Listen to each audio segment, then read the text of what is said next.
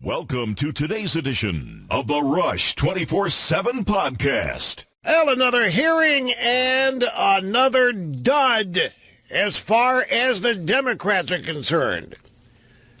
From the NSA, General Rogers, I have never been directed to do anything illegal, immoral, unethical, or inappropriate. I don't recall feeling pressure to do so.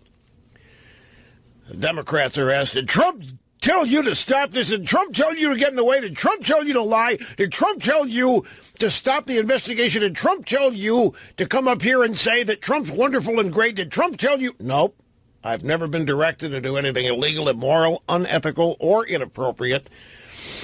I don't recall feeling pressure to do so. Dan Coates, Director, National Intelligence. I have never felt pressured to interfere or intervene in shaping intelligence in any way. When are we going to get to Obama's domestic spying? That's the story. When are we going to get to the unmasking? When are we going to get Susan Rice up here? Greetings, my friends, and welcome. Yeah, man, they are salivating over Comey. The networks are brooming everything. If you happen to watch soap operas and like them, you can forget it about tomorrow, because the networks, every network in the world, even in Guinea-Bissau, look that place up, is going to be brooming normal programming and covering the Comey testimony, because everybody's convinced that Comey's going to come in here and nuke Trump, and that's going to be it, and it's going to be over. I mean, it's just a cycle here of repeating processes where nothing changes. There is nothing new, earth-shattering, or heart-stopping that happens in many of these hearings. The closest we may have gotten was McCabe. You know, McCabe's the acting director of the FBI. While we're waiting on the new nominee to be confirmed, that should happen by 2018. And he wouldn't answer some questions, and neither would Coates.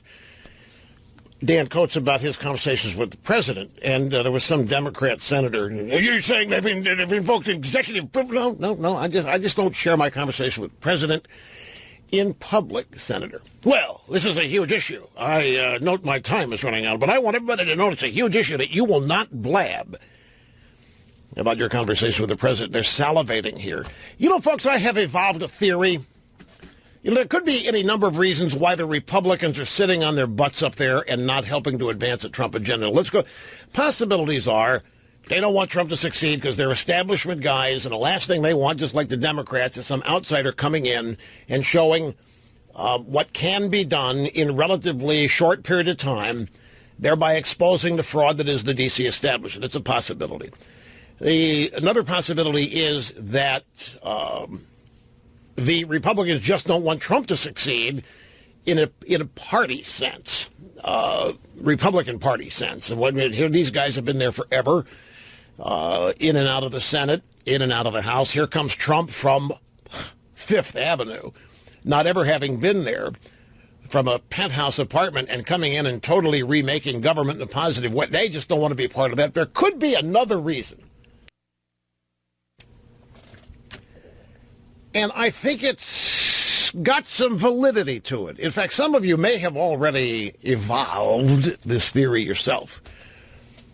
What do you think of this, Mr. Snerdley? Maybe it is that the Republicans in the House and the Senate are not convinced that Trump's going to survive. And they're holding their fire and they're keeping their powder dry in the event that Trump doesn't make it, either resigns, is impeached, is forced out by the media or whatever. Maybe they're holding out to find out if Trump will survive all this. And in that scenario, they would thus be waiting for Pence, if that is an act. So there are three different possible explanations.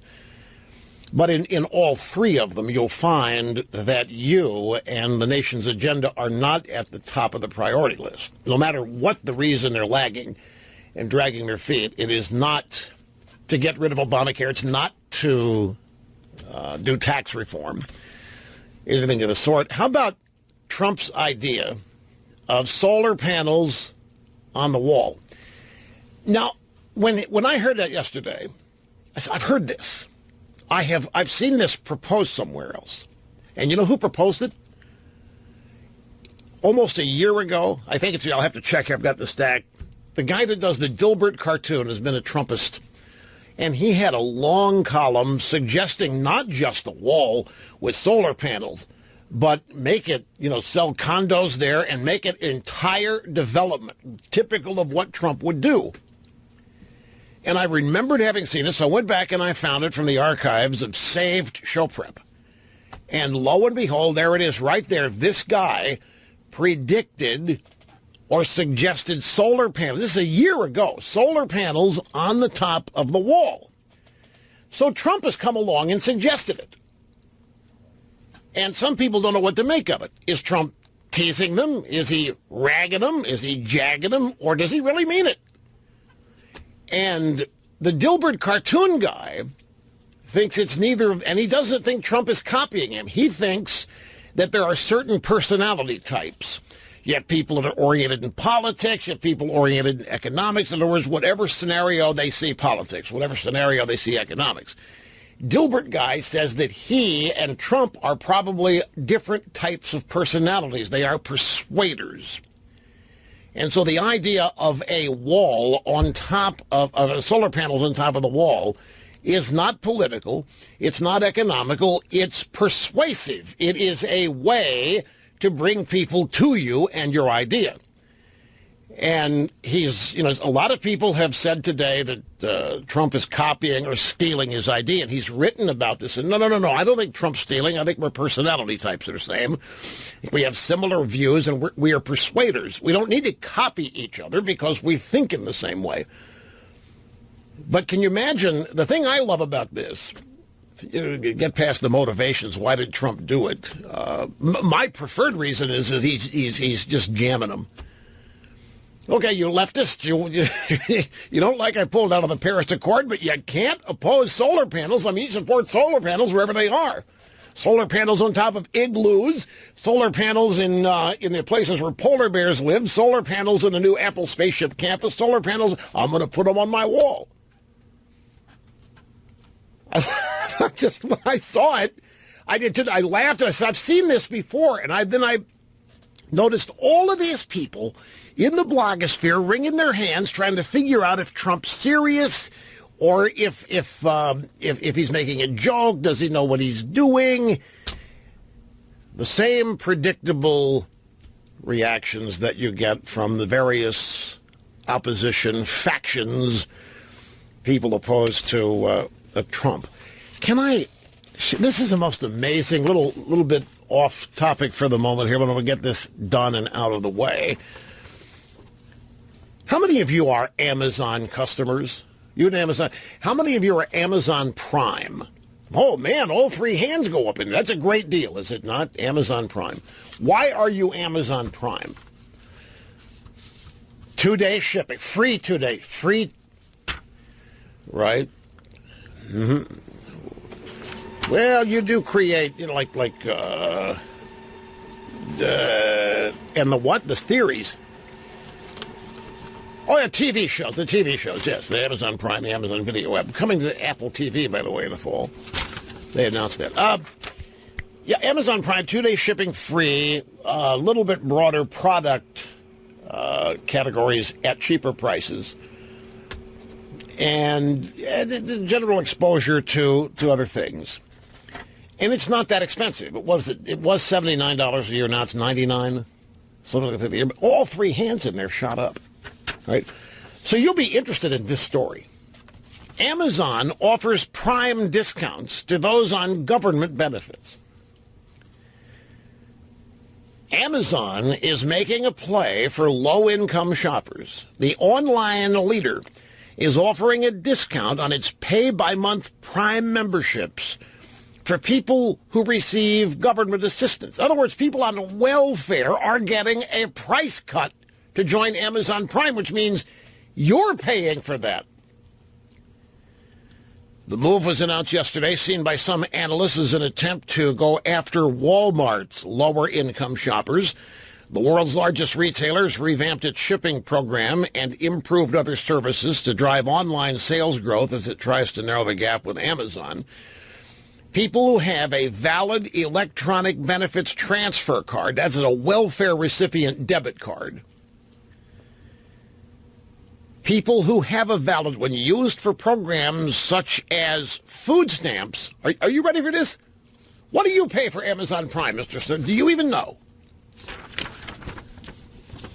I'm going to tell you, it started at, I don't know what it started. It was recently $79 a year.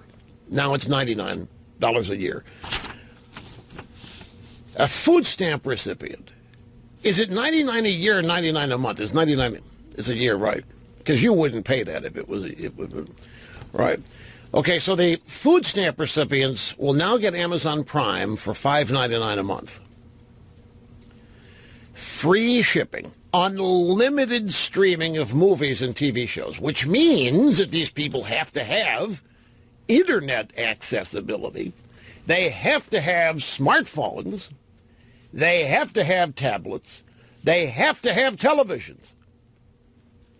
They are people on food stamps. And in order to take advantage of Amazon's massive offer here, they've got to have a bunch of the latest high tech. Free shipping, unlimited streaming of movies and TV shows. The typical Prime membership is, as we said, 99 smackers a year. But those who cannot afford to pay up front have a $10.99 a month option. So it's $11 per month if you don't prepay it. The welfare recipients will get it at $6 a month. And guess who's going to make up the difference? Jeff Bezos. Or the Amazon customers who pay the full freight. Guess who's going to, you, ladies and gentlemen, are going to be making up the difference. Your Amazon Prime just got more expensive. You're never going to see the increase on your bill, but you are going to be paying for this. Do people on food stamps, I'm just asking here, do they really need to get what they buy in 2 days? Is it that? I mean, what's wrong with that question? Is that question insensitive or insulting? Well, why is it? I mean, it's one of the draws of Amazon Prime. Free 2-day shipping. If you're on food stamps, what does it matter how soon you get whatever you're ordering? $5.99. Now, are there discounts on what they buy at Amazon on top of the discounted Prime? It doesn't say here. Do people on food stamps actually need more movies to watch? I'm probably treading dangerously close to the line of insensitivity, right? I guess I missed the part where Walmart's doing this, giving discounts to people on food stamps. You know, I wouldn't know if Walmart does. Now, here's the next story. We're so screwed. We are surrounded by people that we assume are the smartest at what they do. Let's face it. We take a college economics professor, you think you're dealing with somebody who knows more than you do about it. We think that there are a lot of smart people guiding us, around us, leading us, in positions to help us, what have you. An economist, a Business Insider, an economist says 66 countries could end poverty by giving their citizens free money. An economist. And, of course, who is going to oppose this? John MacArthur, senior fellow, Brookings Institution, wrote in a recent blog post, 66 countries in the developing world could theoretically afford to end poverty tomorrow just by giving citizens direct cash transfers. This would help around 185 million people living in extreme poverty, more than a quarter of the world's current total, he wrote. I guess this guy actually never took an economics class. Giving everybody money would skew the economy in ways that Well, you'd end up with just as many poor people who can't buy products because of inflation. Man, as you start giving away money like this, you'd have to print it. We're surrounded by dopes. We're literally surrounded in place. This is a think tank, a Washington think tank. Why do you need an economics degree to come up with an idea to give everybody in poverty a certain amount of money to escape poverty? Why do you not see what would happen in the after? And by the way, are we not already well on the road to doing things like that? Don't we have empirical evidence it doesn't work in any number of examples? Raising the minimum wage is counterproductive. Mr. Sturdley, do you know the name Elizabeth Drew? Famous Washington journalist. She's of the Bob Novak era. Yeah. She's in Newsweek and all that. She was a biographer of Nixon. And she was on some show. That's from our buddies at Newsbusters. The story printout didn't tell me what show. She's blaming me here for the fact that there aren't any more moderate Republicans. And because there aren't any more moderate Republicans, Washington can't make deals anymore. It's all my fault again. You are tuned to and listening to the most listened to radio talk show in America. Hosted by me, El Rushbo, your guiding light, the epitome of morality, virtue, and decency. 800-282-2882. Okay, so Elizabeth Drew, she used to head up the Council on Foreign Relations, the dreaded CFR. So that means she was a globalist. She was a New World Order, babe. And you know what that means. We all know what that means. Anyway, she was on PMSNBC last night where we have a ban. And I'm not lifting the ban. I'm just going to tell you what she says. She was on that idiot Lawrence O'Donnell's show. Larry O'Donnell, Lawrence O'Donnell, whatever. They just re-upped with it. The wacko. You know, he used to be a mainstream Democrat. He used to just be a standard, ordinary, everyday lib. Now he's a nut. They've all gone crazy. They're all loco bugs on the left. It's astounding. Anyway, Chris Matthews, same way. You can have a conversation with Chris Matthews. I was on his show a couple of times. And he was a partisan Democrat. They've gone, there's something that they've done to these people on the left. They've all become insane to one degree or another.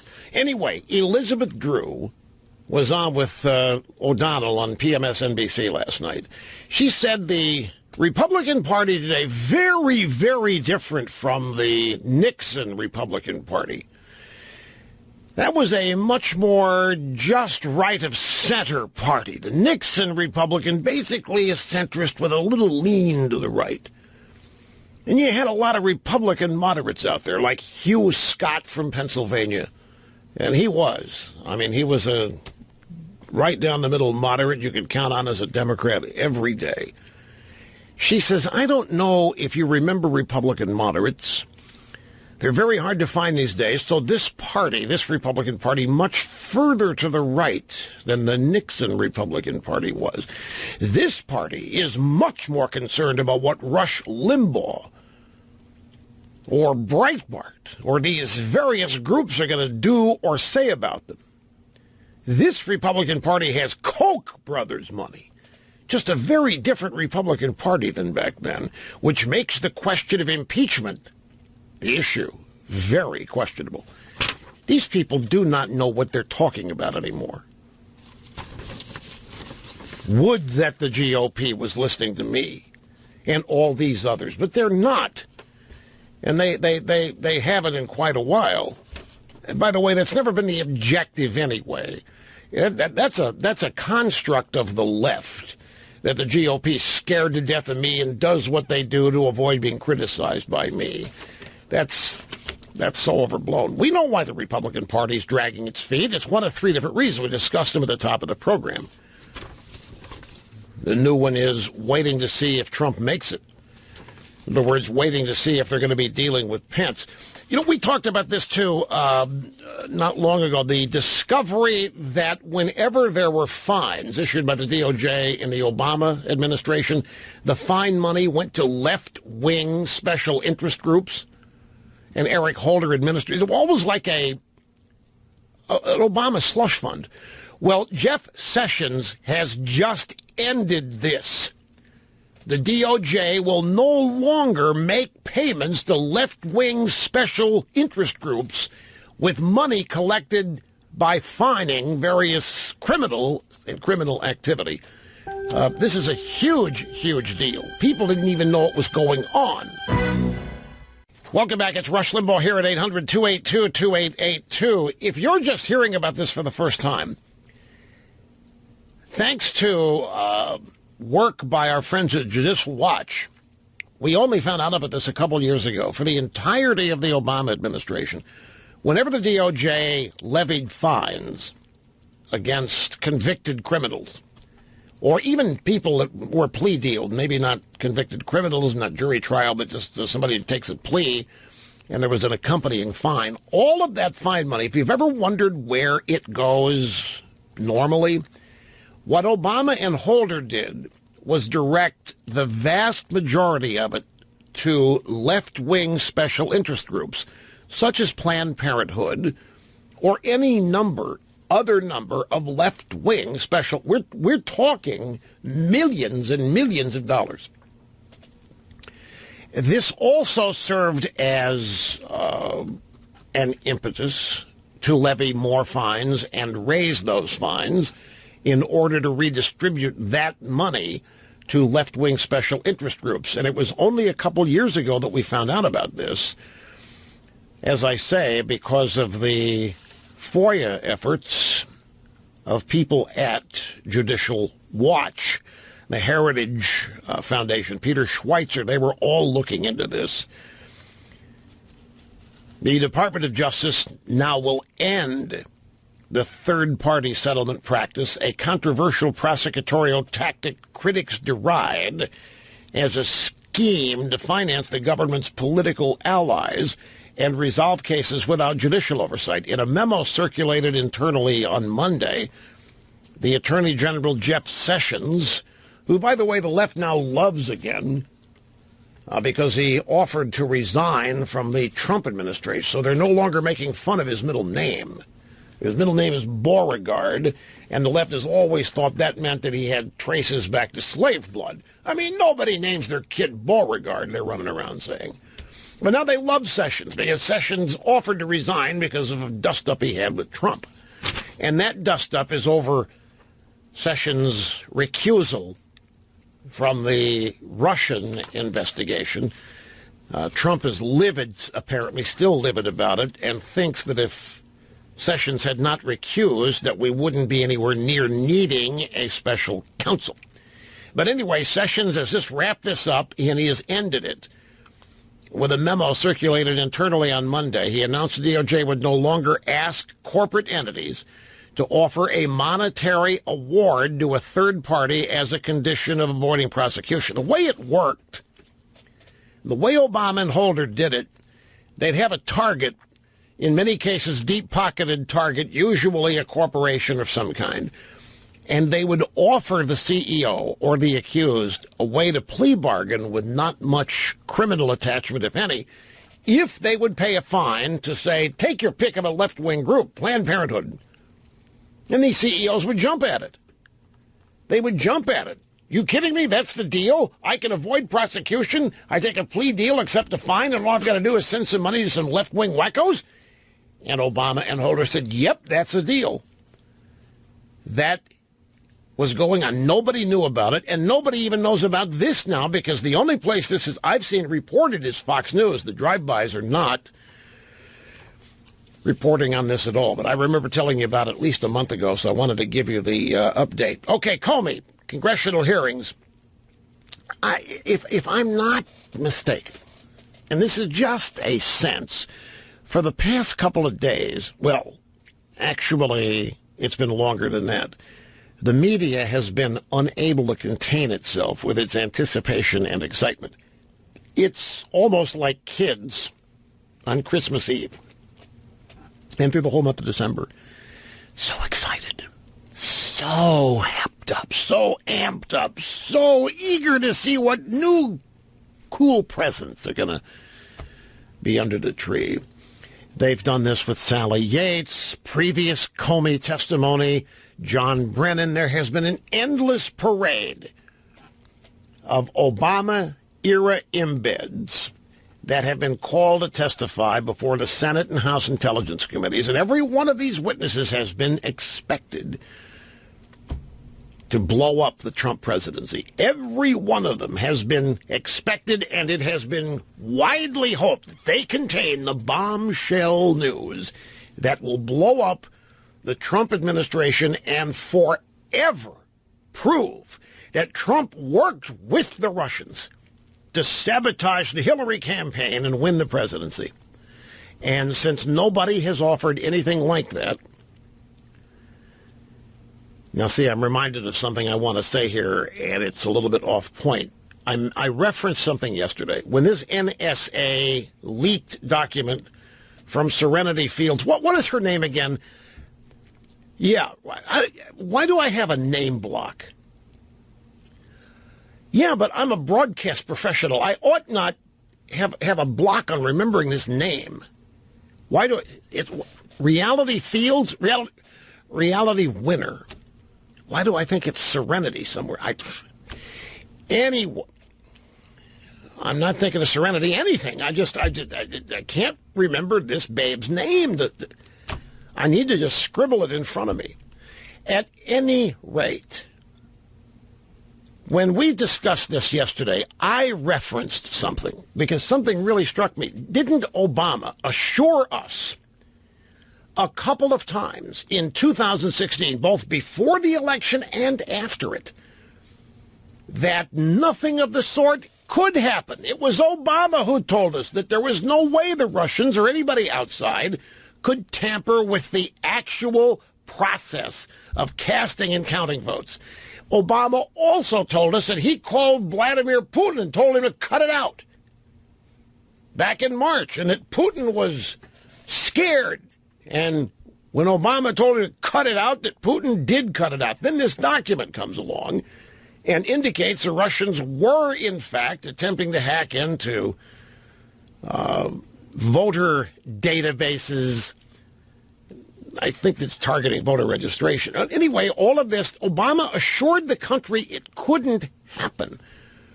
And now today people are writing about that and remembering it as I did. Now, the reason to me that it's important, Obama said it twice, at least, in 2016. He said it once before the election. Now, in that instance, it would make sense that Obama would poo-poo any idea of the Russians affecting, because they all thought Hillary was going to win in a landslide. And so there would be nothing in it for them to start kowtowing and bellyaching, complaining about Russian involvement. They wouldn't want anybody thinking Hillary's win was tainted. So whenever the subject came up, Obama just blew it away. He said, no, it's not possible. I've talked to Vladimir, but I told him to cut it out. Then he talked about it. He said the same thing after the election in December, during the Trump transition period, when everybody was all hepped up about Flynn and all this other stuff. Obama assured everybody this wasn't possible. Now, at that point, it would have been advantageous to allude to possible Russian involvement because they were trying to make that case in the American people's public mind. So now this document comes along and contradicts what Obama told us. So the question arises, did Obama lie? Was Obama lying to us? If so, why? Did Obama not know? Anyway, the anticipation for Comey is building, because whatever has happened, there isn't enough to go anywhere near proof. There just isn't any evidence. Even this leaked NSA document that was reported on yesterday is not evidence. There isn't any evidence that Trump or his people worked with the Russians to screw Hillary out of the presidency. There just isn't. And yet every new witness that troops up there, the media cannot contain themselves. And they are convinced that every new witness is going to come up with the bombshell. And Comey is due tomorrow. And the networks all over the world are brooming regularly scheduled programming in order to cover the Comey testimony live. They're brooming everything. I think in even some countries, they're brooming coverage of soccer. You do not know how big that is. You think preempting the guiding light is bad. When they preempt soccer over there, that means they really think that it is big, and they are preparing to do this all over the world. Since expectations have been, the Democrats are trying to walk back Trump being impeached because their left-wing lunatic bases have been led to expect it. Same thing's happening here. They're getting worried. What if Comey doesn't have a bombshell? What if Comey doesn't say Trump asked him to impede the investigation? What if Comey doesn't say what we've been led to believe Comey is going to say? So Comey and the media are trying to dial down expectations for the Comey testimony, even while they're hyping it. They got these countdown. Look at CNN. 20 hours, 16 minutes, and 15 minutes, 57 seconds. Stupid countdown clocks. Fox has got one. The Comey hearing, 21 hours, 15 minutes, 28 seconds. It's ridiculous. You mean if we don't see the countdown clock, we won't know when the testimony is? So while they're tamping down expectations, they're dialing them up and hyping it with all these countdown clocks. Now, ABC and CNN and the AP are all now saying that Comey is not going to say that Trump tried to obstruct justice. So why is he up there? I know.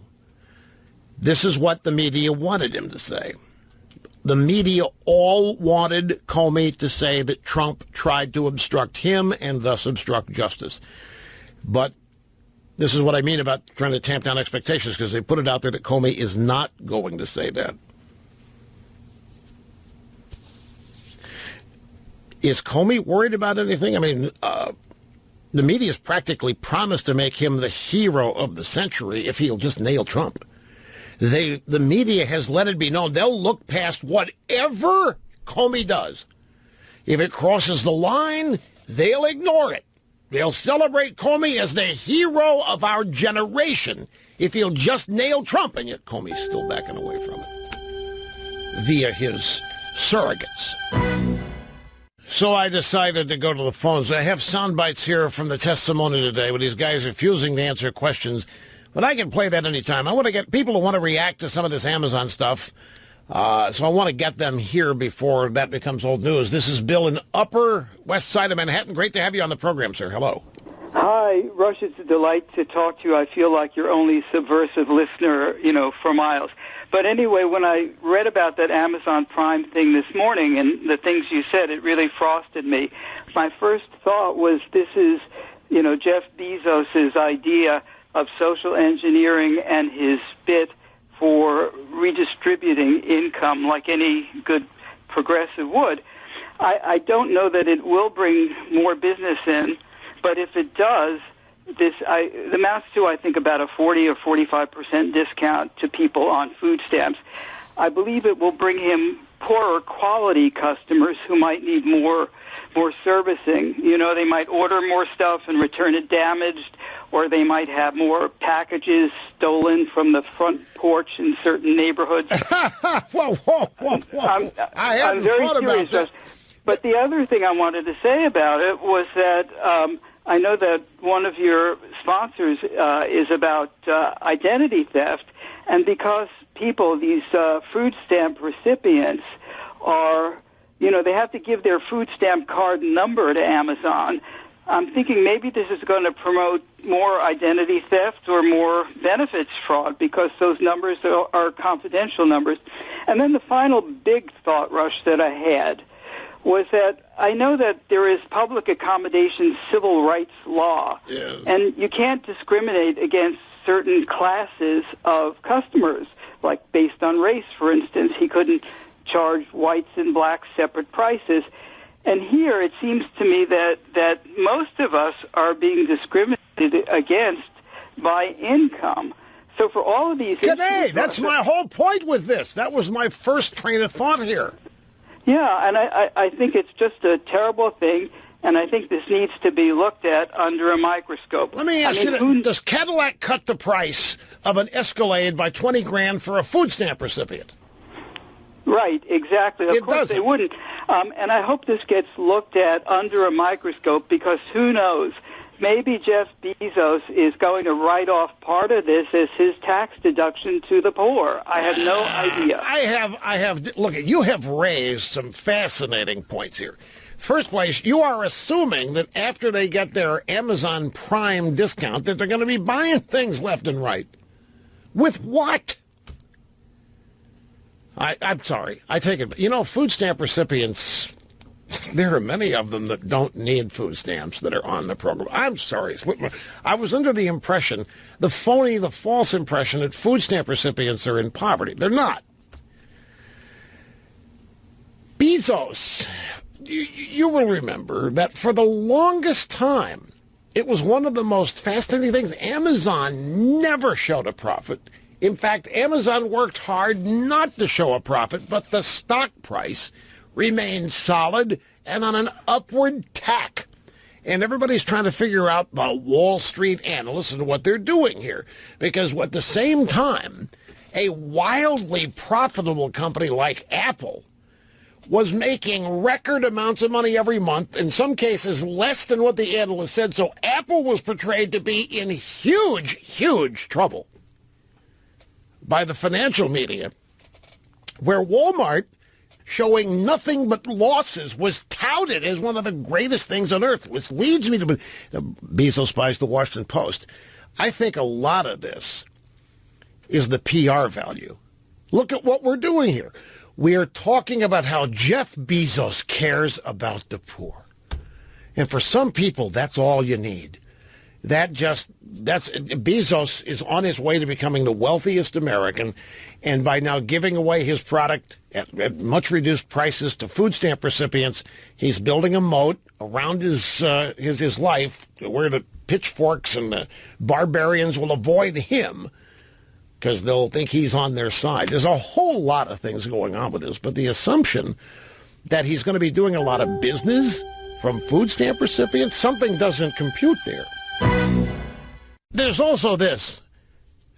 Bezos is selling a discounted version of Amazon Prime to people that can't use it, so it's not going to cost him any money.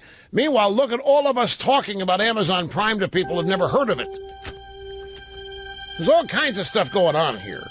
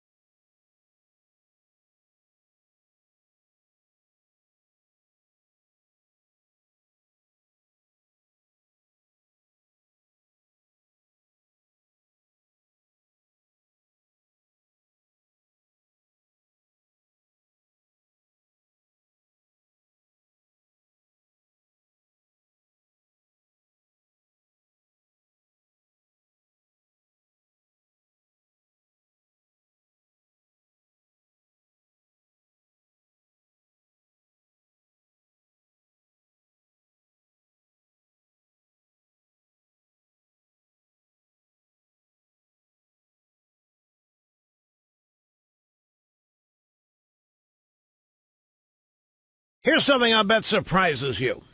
Something that will surprise you.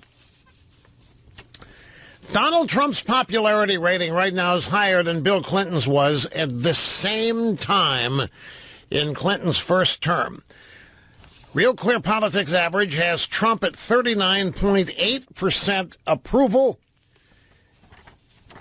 538 has him as 39. Clinton was at 37% approval at the same time in Clinton's first term. Just an interesting little sidelight bit of fact. Also on this slush fund business, you know, it's amazing how time gets away from you. It was only on March 3rd that we learned about the Obama holder slush fund. Time sometimes accrues in confusing periods. I could have sworn we learned about this over a year ago. It was just in March that we learned that the Obama administration was making plea deals with various entities and offering them favorable treatment from the DOJ if they would accept fines that they would then pay to left-wing special interest groups. In other words, the Obama administration was letting them off easy in exchange for money that they would send as fine penalties to groups like Planned Parenthood and any other number of left-wing groups. Anyway, that was exposed by Judicial Watch. It was just back in March that we learned about this, not last year. And Jeff Sessions has ended it. Okay, to the audio sound bites we go. It's kind of comical. We had some intelligence people once again testifying before the Senate Intelligence Committee today. And they thought, along with the media, that one of these guys was going to drop a bomb that was going to end up exploding and blowing up the Trump administration. The drive-bys and the Democrats are convinced that somebody somewhere in the administration and the executive branch knows what a scumbag Trump is and has the goods on him, has the goods on his collusion with Russia. And they think if they just keep calling witnesses and bring these people up again and again, that at some point one of them is going to crack and spill the beans. And every time this is met with eager anticipation, almost uncontainable anticipation, and it always blows up in their face, and it did today. We are going to start with Mike Rogers, who is he's a NSA director. He's an admiral. You know, I once had a chance to meet Michael Hayden when he was the CIA director. It was at a Steelers game in Pittsburgh, and we had that commonality. We had that thing in common. We're Steelers fans. And we're in the same luxury suite. And so, like I asked Rumsfeld once when I had a chance, I asked him, as director of the CIA, do you know everything going on? Oh, no, he said, it's not possible. I said, don't misunderstand. I don't mean do you know what everybody in the building's talking about. Do you know every operation? Are you aware of every objective the agency is attempting to accomplish on a daily basis, a weekly, monthly, yearly basis? What? He says, no, it's not possible. I said, so what does the director do? You know, I've never been a CEO, and I've often wondered what CEOs actually do. Now, you may think it's a stupid thing. I mean, they're the chief executive officer, but I've never been an executive other than of my own little enterprise here, and I know how hands-on I am. So I just, there are things like Tim Cook at Apple. Does Cook know everything they're working on? I've always assumed so. I've always assumed the CEO knows everything. So and Rumsfeld told me the same thing. I said, is there somebody in the Pentagon that knows what's going on in there every day? No, it's not possible. Too much going on, too many people, too much is delegated. There are too many admirals, vice admirals, generals, vice generals. There's all kinds of... And Hayden told me the CIA has operatives that are freelance, that special forces, military operatives are assigned various parts of the world and are free to act according to their training and according to their intuition if it's necessary. And sometimes There's things off the books that nobody can know about that are happening. I said, so what does the director do? Well, the director provides the ongoing executive leadership and becomes the point man for the American people in Congress when it's time for CIA activities to be addressed and discussed, a lot of budgeting and so forth. Now, I'm not naive. I didn't expect the CIA director or the Secretary of Defense to know everything going on, but do not the chips all fall on the director? If something goes wrong, doesn't the director pay the price, even though it may be things he doesn't know? I said, are there things that are going on that you haven't personally authorized? Of course there are. A Rush was an organization of, tens of thousands of people. Not all of them are expert at taking orders. We've got freelancers. We've got people with their own minds, their own initiative. There's all kinds of stuff going on. It would be impossible to know. So then I said, well, how do you know then that everything going on within the banner underneath the roof of the CIA is pro-American? The more questions I asked, it became more difficult to answer. Not because the questions were particularly challenging. It's just there isn't any answer to them. This is what I have always found, if I may make a brief departure, what I've always found fascinating about people who lead large organizations, who have established a culture at those organizations where no matter where you go, that organization is the same. Everybody in it has the same objective. Everybody in it has the same mindset, not robotically. It just hires a stunning number of people who are all oriented toward the same objectives. And creating a culture like that in a very large organization, to me, would be phenomenally difficult. Coupled with the obvious necessity to delegate so much, because no one person can be effective running every aspect of every organization. And the NSA, the reason I got onto this, the NSA, how in the world would any one person, like Mike Rogers is the director of the NSA, but he's plucked from somewhere else. A president gets elected and decides it's time to staff various agencies of the executive branch with people to run it, so he gets recommendations. Hey, Mike Rogers would be a good guy to run NSA. But what does he do when he gets there? The NSA's got people that have been there for their adult lives. They're career-oriented. There's nothing a director can come in and overnight change the direction of the place. It's too massive. It's too big. There's no way. Like, what was Snowden, for example, did anybody there know what he was doing? He actually didn't work for the CIA. He worked for a consultant, a contractor, Booz Allen. And the same thing with this reality winner babe. She worked for a consultant. She didn't work for, I got the name right, I know, I don't know why.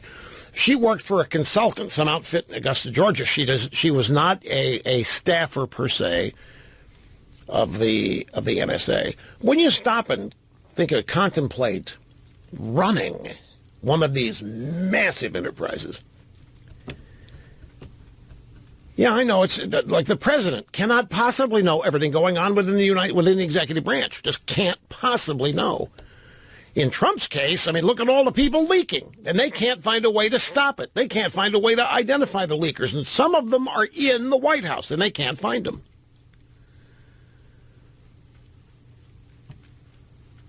So this is just it's a personal curiosity that I have about CEOs and people who direct or manage or are the chief executive of a massively large enterprise. Knowing what I know about people and their desire to personally get noticed, to achieve, to climb the ladder of success, it's going to be a massive, massive undertaking. So these guys show up today to testify over these investigations. And the same question exist, do they know everything? Can they possibly know everything going on in their building, so to speak? Now, Mike Rogers' building is the NSA, the National Security Agency. Have you even thought about getting hired there? And what you would do and how you are monitored? So anyway, we'll start with Mike Rogers, who is now the director of the NSA. Mark Warner is querying him. He says, you've had a very distinguished career. You've been in it 40 years now. In your experience, would it be in any way typical for a president to ask questions or bring up an ongoing FBI investigation, particularly if that investigation concerns associates and individuals that might be associated with the president's campaign or his activities? And here's what Rogers said. Today, I am not going to talk about theoreticals. I am not going to discuss the specifics of any interaction or conversations I may or may not. If I could finish, sir, please. That I may or may not have had with the President of the United States, but I will make the following comment. In the 3+ years that I have been the director of the National Security Agency, to the best of my recollection, I have never been directed to do anything I believe to be illegal, immoral, unethical, or inappropriate. And to the best of my recollection, during that same period of service, I do not recall ever feeling pressured to do so. Well, this is not what the Democrats wanted to hear. This is effectively the end of the hearings where this guy's concerned. There's no reason for any other questions. Of course, the questions continued, but there wasn't any reason for any other questions. He just shot down every hope and dream the Democrats and maybe some Republicans on this Intelligence Committee had. And he's been there 3 years. That means a lot of the time he's been there, he served under Obama, Barack Hussein. Well, let me ask another question. Who is the head of the executive branch? Can anybody tell me? Good going, Mr. Snerdley. The President of the United States is the head of the executive branch. As such, the President of the United States can say anything to anybody he wants. He can declassify classified information just by telling somebody. He does not have to go through a declassification process. He doesn't have to ask anybody's permission. He doesn't have to go to a committee of intel people. So, I want to make this public. Is it okay? He can just do it. By the same token, ladies and gentlemen, the President of the United States can call the FBI director and ask what the hell's going on. Tell me about the Bonnie and Clyde investigation. What's going on? Are you getting close to nailing them? I need to know. The President can ask anything he wants. I know some of you are screaming, Mr. Limbaugh, he cannot ask about his own investigation. If he's being investigated, cannot. Yes, he can. You might think it's unethical or whatever, but the president's entitled to find out what the people in his branch are doing because he is the ultimate fall guy. He is the man on whom all responsibility rests. The president, the point is, has much latitude. The question here by Mark Warner is a question that attempts to convey that Trump doesn't have the right to inquire about investigations being conducted by the FBI, and that if he does, it might be obstruction. It might be unethical. It might be problematic. By the way, Trump's in Cincinnati today, and do you know what the official White House schedule says? Meeting with victims of Obamacare. Is that not great? Meeting with victims of Obamacare. Okay, so that's Mike Rogers. So the next question from Warner. Okay, well, then let me ask you specifically, did the president, from reports that are out there in the drive-by media, did the president ask you in any way, shape, or form to back off or downplay the Russia investigation? I'm not going to discuss the specifics of conversations with the President of the United States, but I stand by the comment I just made to you, sir. There's no reason for any other question after that first comment. He's never been pressured. He has never been directed. He's never been asked. He's never been told, ordered, or any of these things. And yet Warner wouldn't give it. Let me ask you specifically. President from reports that are in the media. So everybody's going by what's in the media, where fake news rules the roost. This is a major problem, by the way, folks. Not saying something profound, I know. But all of this fake news that's out there that everybody thinks is real, even idiots in the Senate, act as though it's real when it isn't. And then ask these guys questions based on what they think is fact simply because it's been in the drive-by media. Okay, up next, Dan Coates. Dan Coates, a former senator from Indiana. Right now, he's the director of national intelligence, which means that the guys that head up the NSA and the CIA and the DIA and the BIA, the FIA, all the intelligence agents report to him. He is Trump's version of James Clapper. And Mark Warner zeroed in on it. Take a break. Got to take a break. Otherwise, I won't be squeezing all this in. I don't want to have to do it that way. Okay, so we're getting an idea now how the Democrats are going to deal with Comey. You'll hear it coming up. But up next, Dan Coates and the question from Mark Warner. Okay, we're going to hear from Director Comey tomorrow. This pattern where the president seems to want to interfere, downplay, or halt the ongoing investigation, not only that the Justice Department's taking on, but this committee is taking on. And I hope that we move forward on this, that you realize the importance the American public deserves to get answers to these questions. Notice his question. We will hear from Director Comey tomorrow. This pattern where the president seems to want to interfere. Nobody has said that he has. Nobody has said that he has interfered. And so Warner says, well, this effort by the president, this pattern where he seems to want to interfere. Here's what Coates said to that. When I was asked yesterday to respond to a piece that I was told was going to be written and printed in the Washington Post this morning, my response to that was, in my time of service, which is in interacting with the President of the United States or anybody in his administration, I have never been pressured. I have never felt pressure to intervene or interfere in any way with shaping intelligence in a political way or in relationship to an ongoing investigation. All right, so here's Warner now asking Coates, and Coates has said the same thing that Mike Rogers said. There's no effort. I've never been pressured. I've never been asked. I've never been directed. And now the senators are getting mad.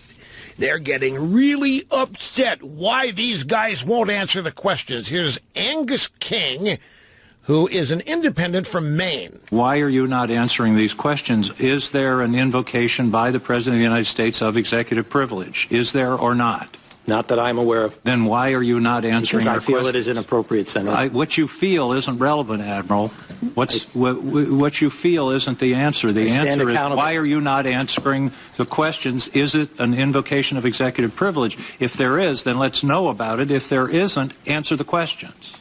I stand by the comments I've made. I'm not interested in repeating myself, sir. What else is there to answer? He said there isn't any effort that has been made, any innuendo, no direct order, no request, no pressure to interfere in anything that the NSA is doing. Why won't you answer the questions?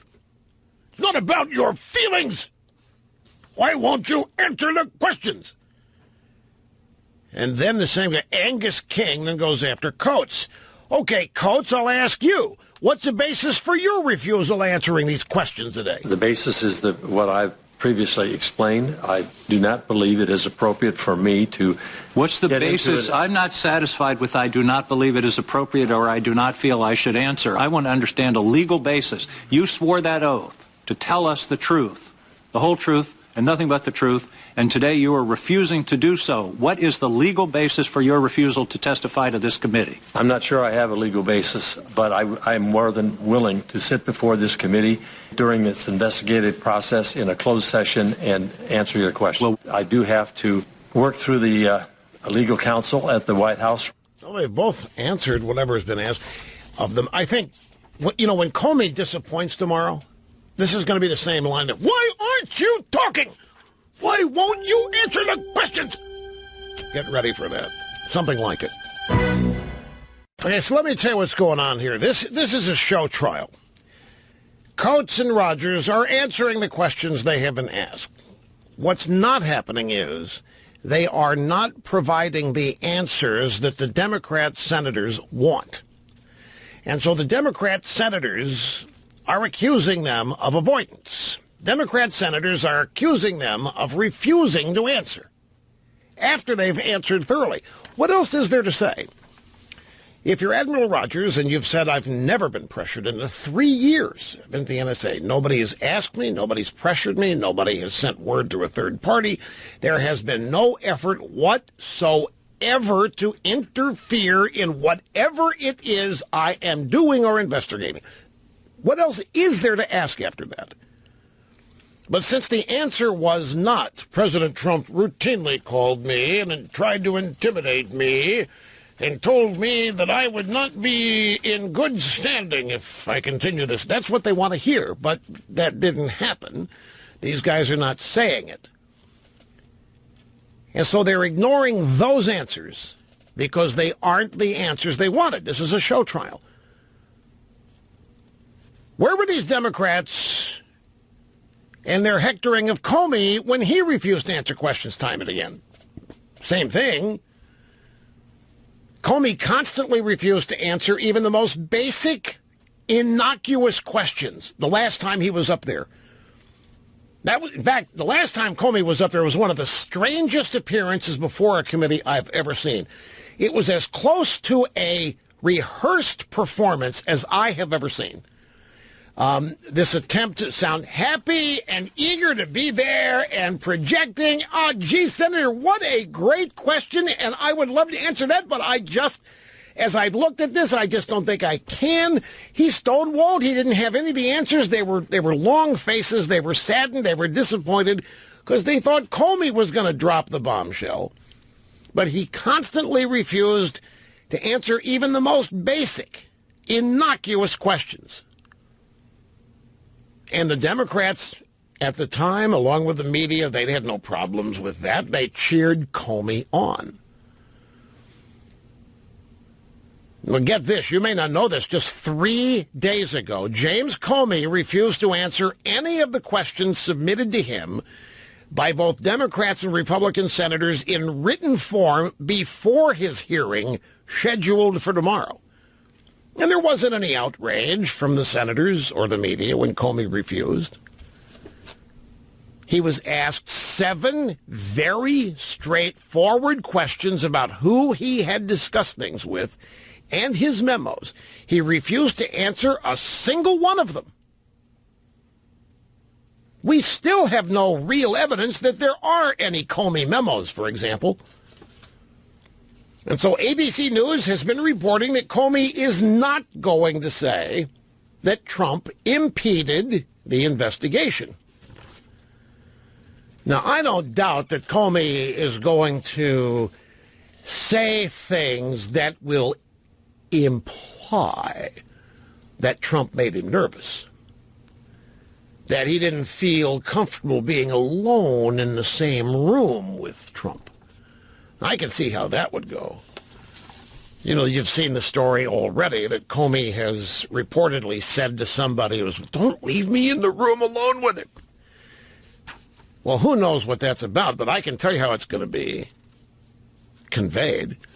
Comey was so afraid that Trump was going to pressure him. Comey was so afraid he was going to be challenged. Comey did not want to enter that room. He did not want to undergo the intense pressure of the president to compromise it. But even though nobody knows that's what was going to happen, it's all made up. These people have built up expectations for Trump being impeached. They have built up expectations that there is voluminous evidence that Trump conspired with the Russians, and there isn't any. It's fascinating, actually. There's not a morsel, there's not a shred of evidence anywhere that any of these things that have been alleged happened. It doesn't matter. They're not going to let this go. They're not going to let this go to the midterms of 2018. This is their campaign issue. That they were robbed in 2016. It was Jeff Sessions, supposedly, that Comey said, don't leave me alone with him in that room. The source for this is anonymous, too. We don't know who it is, reported this to the drive-bys. Comey supposedly said to Jeff Sessions, don't leave me alone with him. No. Get this, folks. Washington, D.C. bars, places that dispense adult beverages, are opening early tomorrow for the Comey televised testimony. I'm not kidding you here. Some Washington, D.C. bars are going to open at 9 a.m. tomorrow in order to host viewing parties. They're going to have food. They're going to have adult beverages. They're probably going to have piñatas, pin the tail on the donkey, dartboards, whatever else. They are recruiting and inviting customers to come in and consume adult beverages at 9 a.m. as the Comey testimony. This Super Bowl of politics is how this is being hyped, set up. Rush Limbaugh in the afternoon or morning, depending on your location. Here on the EIB network, back to the phones. This is Martha in Arlington, Virginia. I'm glad you called, Martha. Great to have you here. Thank you. Thank you for taking my call. You bet. It's my pleasure. I was getting in the car and started listening to you just as you were reading Elizabeth Drew's piece, or part of it, and her comments on Republicans used to be so much more moderate in the Nixon era. Yeah. And it just made my blood boil because it is so indicative of everything that liberals do to turn absolutely everything around, and I wanted to use this as a perfect example. It is such a false argument because the baseline of our culture has been hijacked so far to the left that now even a Nixon moderate looks like Attila the Hun. If you took a Nixon moderate from those days, if you took even a Nixon progressive like Nelson Rockefeller and held him up to a liberal today, they would say, oh, my gosh, they are so uneducated and they're knuckle-dragging troglodytes. Yeah, I know the point you're trying to make here, and it's intriguing. And I just wanted to say it's like if you were looking at a football field and in the Nixon era, and it was the 50-yard line was where the cultural war, if you were being played on. Now it's down at the 10-yard line, and we've only got the 10 yards on our other side. And it's totally the liberals try to compare everything like it's apples to apples, and it's not. I mean, trying to compare our culture today to and Republicans today. There's another way to look. Everything you're saying is right on the money, Martha. Don't miss it. But there's another way to analyze this. Now, Elizabeth Drew, her heyday was that era. In the 70s and 80s. I mean, she was the equivalent of maybe, I don't know, who would she... It doesn't matter. She was big in her day. She's like Camille Paglia, who is still, but she's not crazy. I would never put Elizabeth Drew in Camille Paglia. She couldn't wear Camille Paglia's bra and panties. Don't inflate. Don't insult Camille Paglia. Don't insult Camille Paglia. Elizabeth Drew was a classic Washington uber liberal for the day leftist. And she was a star. She was one of the people on TV, one of the first print journalists on TV, offering her opinion on things. But look, here's another. Everything you say is right. What was a moderate Republican in the Nixon era would not be seen as a moderate today. It would be seen as a right-wing wacko. That is her point. But here's what Elizabeth Drew is really complaining about. Back in the Nixon era, there wasn't any conservative media. So those moderate Republicans were dutifully silent. They were not combative. They were not outspoken. They were part of the Washington establishment, and they had a clear understanding of who ran the town. That was the Democrats. What Elizabeth Drew is upset about is that that arrangement has been blown to smithereens. In her view, that's when things were civilized. That's when there was a unity of narrative. That's when there was one set of facts every day, and they were Walter Cronkites. And to a lesser extent, Huntley and Brinkley's. And to an even lesser extent, Howard K. Smith's. But basically, Walter Cronkite decided what was the news in America every day. And there was a monopoly on it. The Republicans dutifully accepted that, were not combative about it, because Reagan had not yet come along nationally as governor of California at the time, raising hell out there. But still, in Washington, it was clean, it was sophisticated. The Washington Post set the societal norms for the capital city. The New York Times did for Manhattan.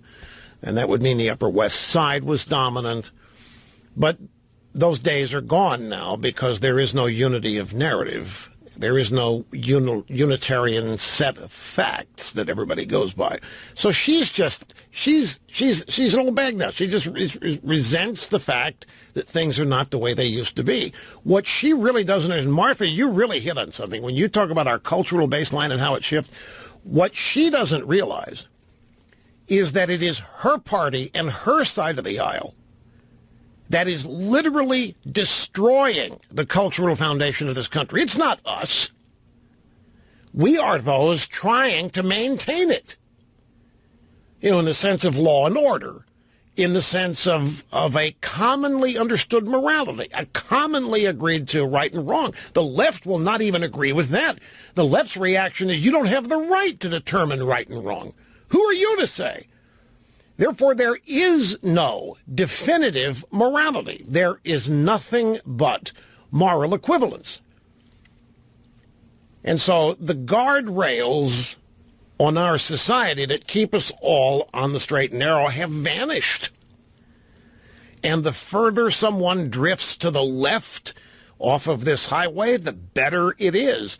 The left is single-handedly and purposely, and this was one of the objectives of the Obama administration. The Obama presidency was to transform the United States, not just politically, not just away from the Constitution, but culturally and morally as well. To throw everything upside down on the basis that all of the people who were on the wrong side of right and wrong were victims of a white patriarchy unfairly defining right and wrong. And so it was time for an uprising and a revolution. And the people who were, the malcontents and the miscreants and so forth, they wanted their day where they didn't want to be called odd, weird, illegal, wrong, law.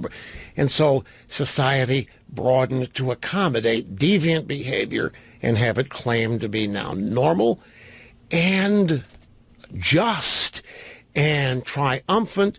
And in the process, the cultural foundations that have helped to define this country in terms of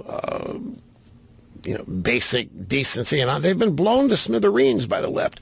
I really think that is the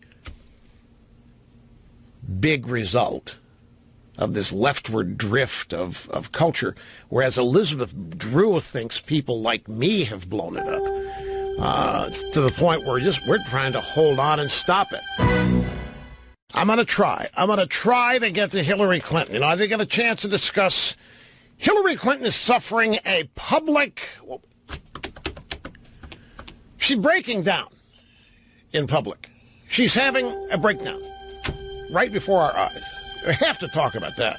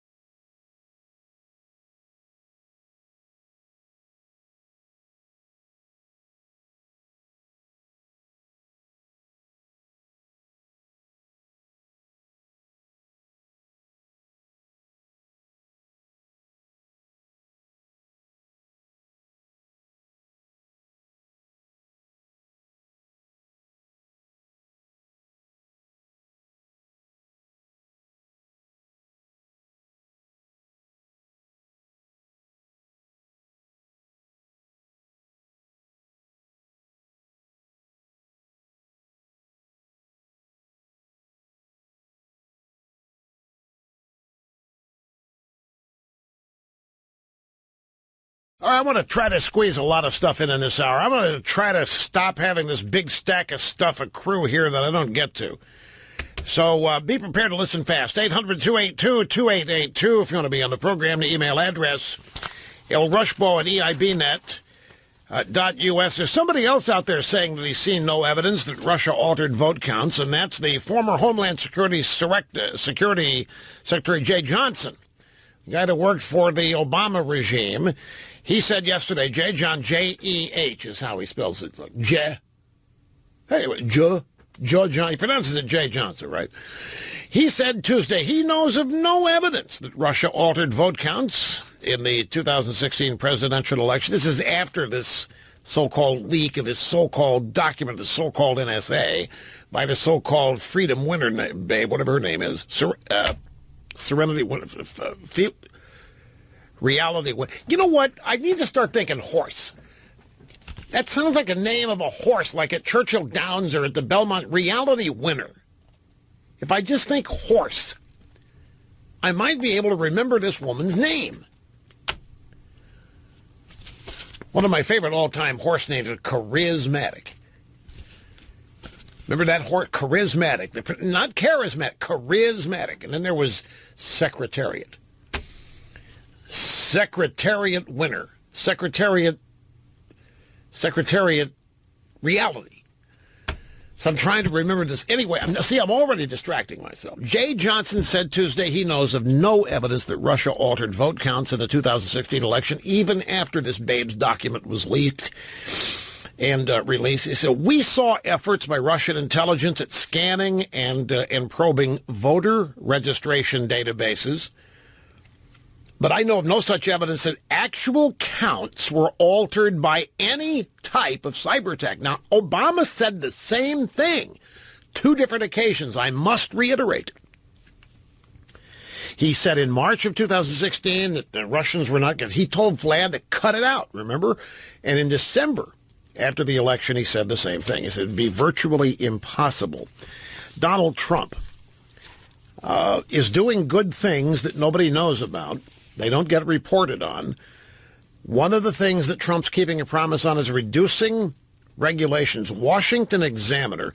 Have you noticed that the economy and the stock market have markedly improved since Trump's election? Now, there are reasons for this. If the markets were monitoring and worried about what's going on with who's testifying to what, then the markets would be in a tailspin. But the markets are not looking at things like that. President Trump is winning on at least one key campaign promise, cutting regulations and virtually eliminating the release of new ones. He signed executive orders that have brought these, the issuance of new regulations down in great number, and he has cut the output of costly regulations so deeply that a group that charts the government's output of rules has called the shift historic. American Action Forum says that Trump has cut the output of regulations to just 8% of the averages regulations were issued under Obama. What's more, the cost of the new regulations has dropped from an average of $26 billion to $33 million. This is an area that Trump has followed through on. He made a big deal during the campaign of regulations, and they are hideous things. They come from hidden bureaus within bureaucracies that are issued by nameless, faceless people that have the force of law, but they have not come through the legal process. They've not started out in Congress. They're not appropriations. They are not statutes. They're just regulations that are issued and people abide because it comes from the federal government. And Trump has apparently had overwhelming success at rooting out a substantial percentage of all of these. And I wanted to make sure I mentioned it because this is the kind of thing that nobody is reporting or talking about. In other news that's not related to much of anything else going on, but still fascinating, get this. Just days after launching a new political action committee, former Democrat Vice President Joe Biden will join Republican officials and donors at a weekend retreat hosted by Mitt Romney. Biden will be interviewed by Romney during a Friday evening event in Park City, Utah. It's invitation only, according to a Biden spokesman. The speaker lineup for what is traditionally a gathering of Romney allies is packed with high-profile Republicans, among them Paul Ryan and Lindsey Graham and John McCain. Biden spokeswoman Kate Bedingfield confirmed Biden's going to be there.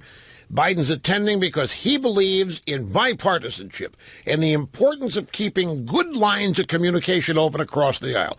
What a BS statement. But the bottom line is that Romney and Ryan and McCain are having their annual Romney Fest in Park City, Utah, no doubt to discuss all the problems posed by Trump winning the election and the problems and the threats to the Republican establishment, and their featured guest is Joe Biden. Joe Biden, who right now, by default, is the only, I don't even say legitimate, Democrat presidential contender. Maybe you throw crazy Bernie in there, but is this not symptomatic? Ryan, McCain, Romney, and their buddies with a giant Romney Fest in Park City, Utah, with featured guest Joe Biden, who will be interviewed by Romney Friday night on the featured topic bipartisanship. The proportion of men on college campuses is dropping. I have talked about this for a decade, and I've talked about it because it's important. Something that people don't think about. It happens underneath the radar, but it has distinct and profound impacts on the business community, our culture. Women today are 65% of college graduates. Now, you've got to look at this in not a political way. To look at this in a political way, the feminazis would say, great, this is wonderful. Women have been getting the short end of the shaft for who knows how long. It's about time that things started bouncing in our favor. Because the feminazis, everything is a competition. Men are the opponent. Men are the enemy. Men have been the undeserved victors since the beginning of time. And it's about time women reverse the roles here. And so if 65% of college graduates are women, then that's fine and dandy and maybe not even enough. Because it's all about getting even within this field of competition. But it's not just that these 65% of graduates are women. It's what happens to them while they are at these pillars of learning. They're turned into Hillary Clintons. Hillary Clinton is falling apart before our very eyes. And it's important to note this, because Hillary Clinton has been presented to us as the smartest woman in the world, the toughest woman in the world, the woman who could have been president if she had not hitched her wagon to that loser Clinton, a woman who could have written her ticket and named her price, a woman who was the smartest and most accomplished. This was her brand. This was her image. It was bought. It was paid for. It was fed. It was built up. And now what's happening to her? She is delirious. She cannot live in reality. She cannot accept what's happening. She has been rejected. This is the most cheated on woman in America, including by her own party. If there's anybody the Democrats, and I'm serious about this, if there's anybody the Democrats owe, it is that woman. Without her biting the bullet and a bunch of other things, the Bill Clinton administration would have not survived, and the Democrat Party would have been taken down the tank with him. Hillary Clinton single-handedly saved her husband's administration. I don't care if she did it for selfish reasons. I don't care if she did it for calculating reasons that would say that I have to do this to become president myself. She still did it. She ate the excrement sandwich that being married to that guy was. From the time he was governor of Arkansas, all the affairs, all the women, all the allegations, and she was the loyal trooper, blaming the right-wing conspiracy, destroying the women accusers, maintaining his administration and the Democrat Party. And if anybody has ever been owed, it's Hillary Clinton. And 2008 was supposed to be the big payoff, and they threw her under the bus for a young, untested, unproven African-American guy with an exotic name. And she gave them another chance to love her. She gave them another chance to accept her. She went even so far as to working with Debbie Blabbermouth Schultz to rig the primaries against Crazy Bernie so the Democrats could not throw her under the bus. And she still got beat by some guy they think has no business being in politics, doesn't know what he's doing, in their minds hates women, is abusive to women, doesn't like anybody, a guy who shouldn't have got 20% of the vote and beat her in an electoral near landslide. She's going crazy. Her party didn't support, in her mind, her party abandoned her. The Democrat National Committee abandoned her, even though they worked with her to rig the primary. Her money people abandoned her. Nobody helped her. Everybody left her and hung her out to dry. She couldn't trust anybody. She's dumping on everybody that worked in her campaign except for Huma. And it's all happening in public. She's blaming 19 different things and people for her loss, including, are you ready, 1,000 Russian agents in Macedonia. Did you hear that one? Agents in Macedonia working to undermine her campaign. She blamed the Democrat National Committee. She blamed expectations. She blamed her polling units. She blamed the media. And in some of these cases, she's right. She's out there saying, I had too many expectations that were built up around my victory. She's complaining about all of the people who just assumed that she was going to win in a landslide. But she was one of them.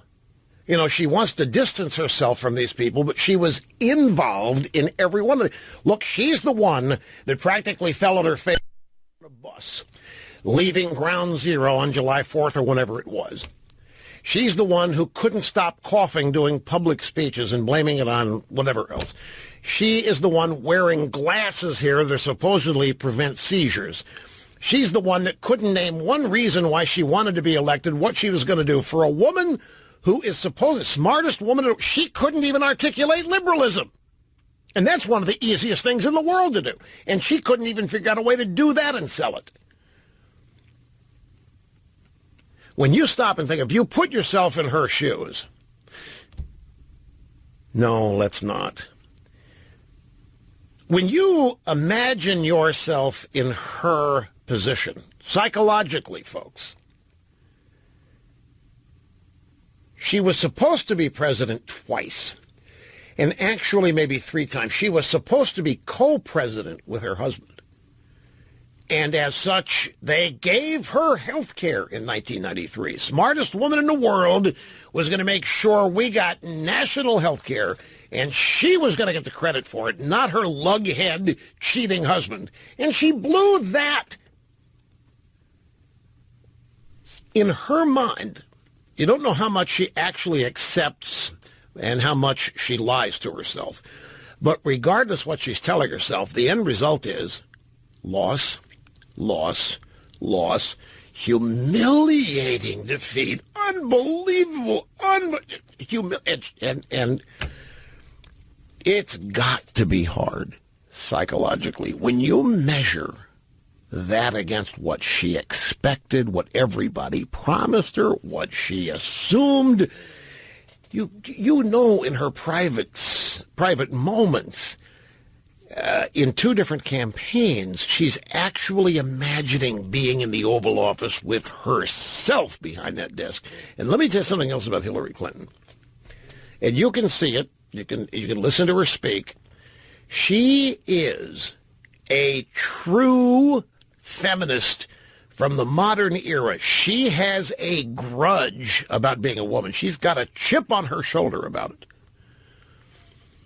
As the ardent feminazis of the modern era, which I trace the beginnings 1969, 1970, she is a product of all of these women's studies courses where she was raised and she was educated and she was sensitized to the idea that life as a woman was the pinnacle of unfairness, the pinnacle of discrimination, the pinnacle of being insulted as a human being. And she still carries all that around. And she still feels a need to prove herself as smarter and better than any other guy. And the evidence is she's not even smarter or better than Donald Trump, who they all collectively despise. I defy any of you to actually put yourself in her situation and not be psychologically ripped to shreds. Now you think, but Rush, she's in the world. You got to know you can't win everything. It's rough and tumble. People say things. She's run war rooms. Yeah. But I'm telling you, she's had a lifetime of hype as the best, as the smart, as the most entitled. She's living in this fantasy world. Now she goes out and does these personal appearances, and she's got, it's not fancy, she's got a cult. There's a cult of like-minded women that'll show up wherever she goes. There's 15 or 20 of them, maybe 50, depending on the venue. And they treat her like she has been victimized, the biggest injustice in the history of humanity. Her defeat in 2016. So she is coming apart right in front of our eyes. We're witnessing it. We saw it during the campaign. It's just that many didn't have the confidence to say that's what it was, because even we couldn't imagine her losing. How many times have I told you over the course of the years of this program how frustrated I've been to encounter people on our side who are scared to death of this woman? You remember me telling you that, how frustrated I'd get? They would greet me, there's a 75% chance Hillary Clinton's going to be president. So what? It's over. Hillary Clinton. There were people on our side that were mortally afraid of this woman for whatever number of reasons. But they could not imagine that the Clinton machine would lose. Neither could she. Well, Comey's opening statement tomorrow has been released. I have it here, my formerly nicotine-stained... Well, I've got the PDF. I've got excerpts. In many cases, they're recycling news. Comey admits that he told Trump he wasn't the target. I mean, they're all excited over there at CNN. Their tongues are on the ground over there. They're talking about this. But there's nothing new in it. Comey says, I know, yeah, you're not a target. Comey's going to say that Trump said, look, you need to lift the clout on this thing. I didn't do anything. I didn't go to Russia. I didn't hire Russian hookers, and none of this stuff happened.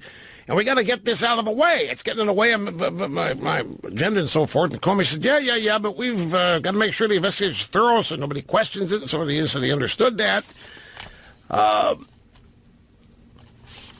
And there's a memo apparently that Comey wrote. He says Trump told him on a Valentine's night dinner that he needed loyalty. So there's nothing apparently that we don't already know or hasn't been reported. So I don't know that there can be bombshells, at least based on what has been released. We'll go through this here briefly in the monologue segment of the next, well, no, just in the next half hour. Anyway, 65% of college students now are women, and then there's this exclusive test data. This is from the Wall Street Journal. Many colleges fail to improve critical thinking skills. And as you know, there's been a bugaboo of mine in recent weeks. So still lots to do, and we've got more phone calls from you coming up, too. So a brief time out here at the bottom. I will further investigate the Comey text. His opening statement here, his testimony, we'll get into it when we get back. Make sure this guy does not go away. This guy on line 3 I got a call here from a guy who wants to talk about Amazon Prime, a first-hour discussion, but I've got this Comey stuff that I at least want to get started. This is very weird. The Senate committee has released Comey's prepared statement in advance of tomorrow. Now, why would they do this? Well, if you look at it, you might find some answers, because there aren't any blockbusters here, at least as I have had time to investigate. There's nothing here that hasn't been reported. And in fact, there's some things here that I would consider to be exculpatory of Trump if I were one of these Democrats desperate to find something damaging.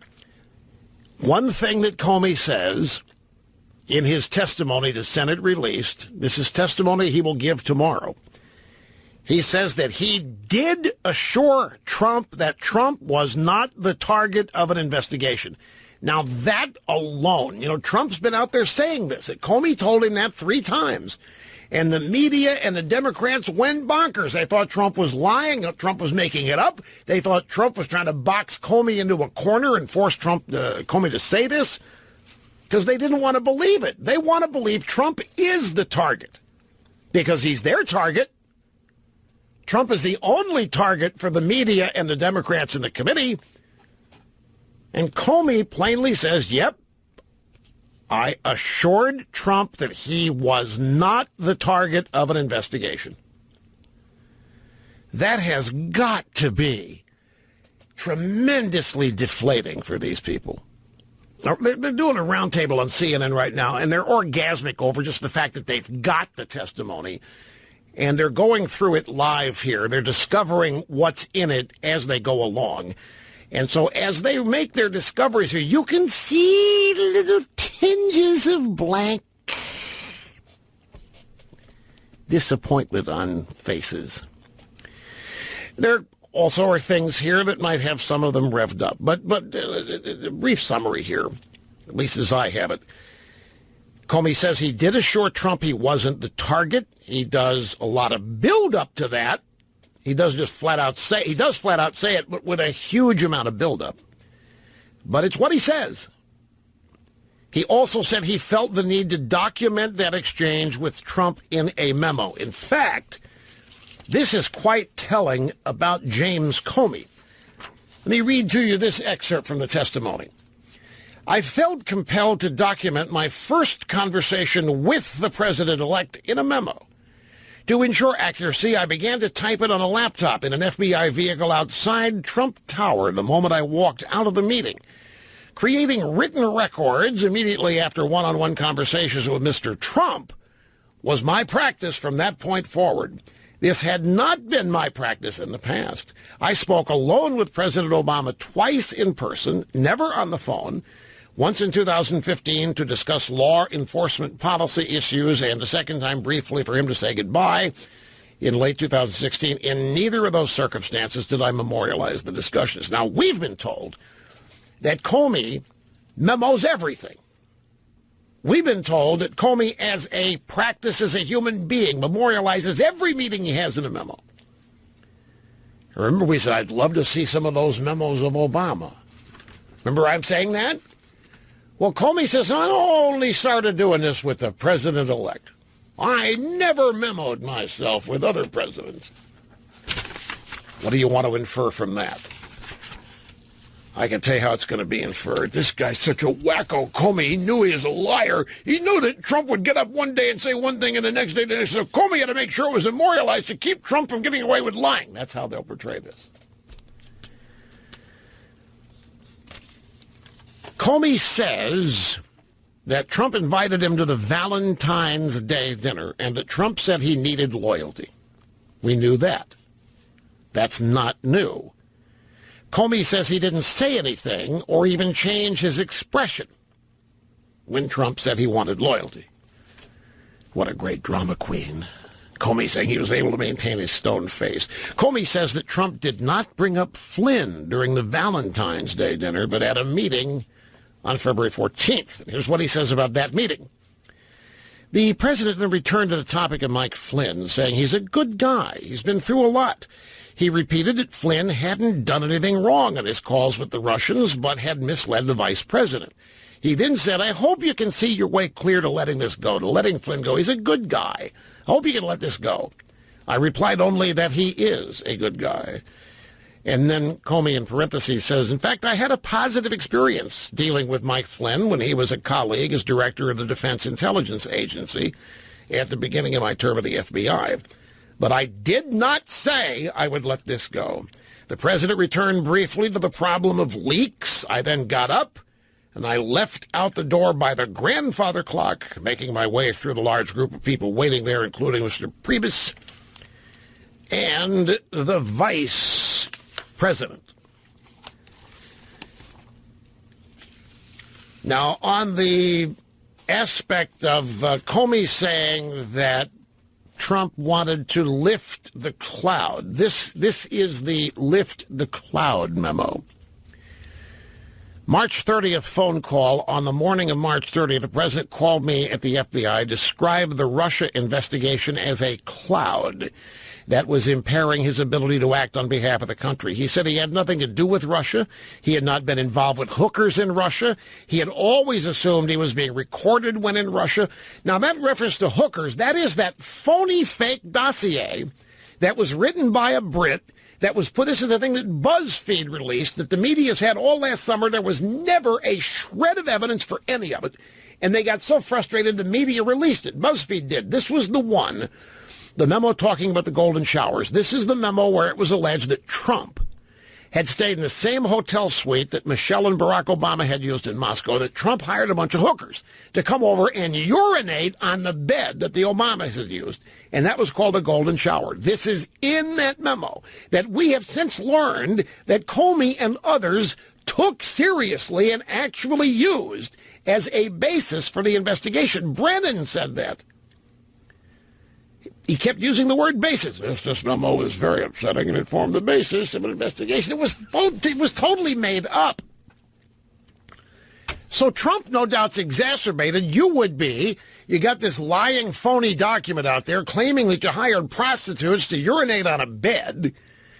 He's the head of the executive branch. He can say to Comey whatever he wants to say. He says, I had nothing to do with Russia. I was not involved with hookers in Russia. I had always assumed that I was being recorded in Russia. The president asked what we could do to lift the cloud.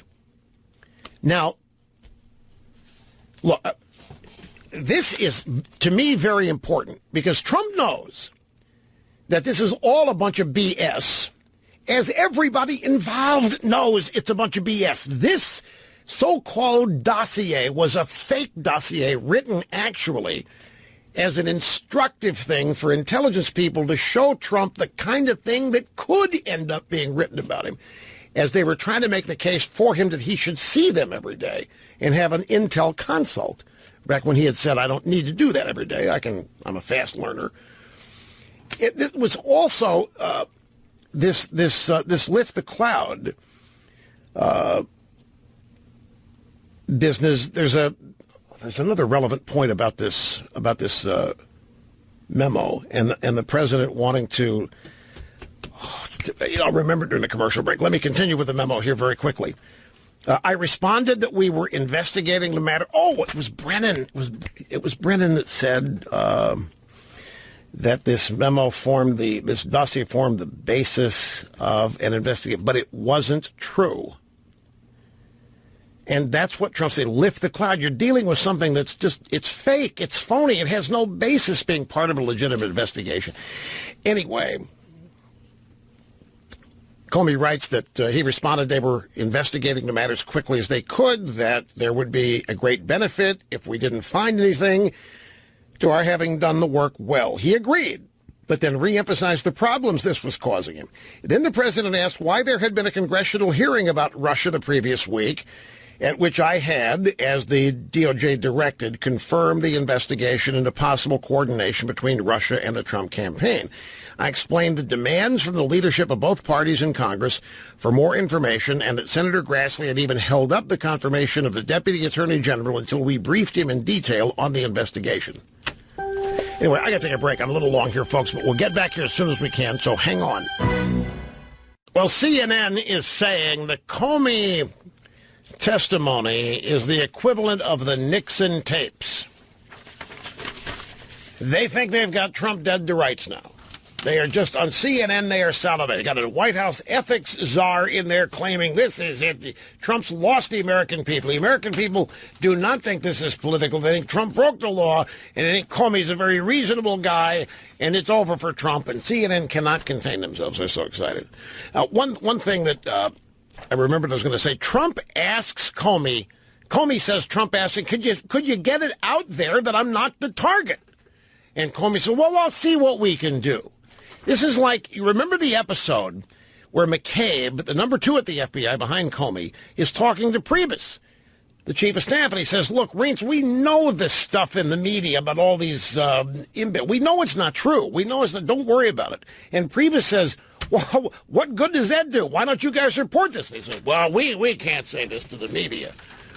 So Trump's point is, I'm not a target of the investigation, and you won't tell anybody this.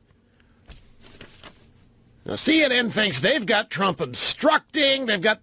This is the equivalent of the 18-minute missing gap tapes from Nixon. That's what they think they've got here. They cannot contain themselves. They're so excited. So the best I've been able to tell in a limited time is that CNN thinks they've got Trump now. They think this gets Trump.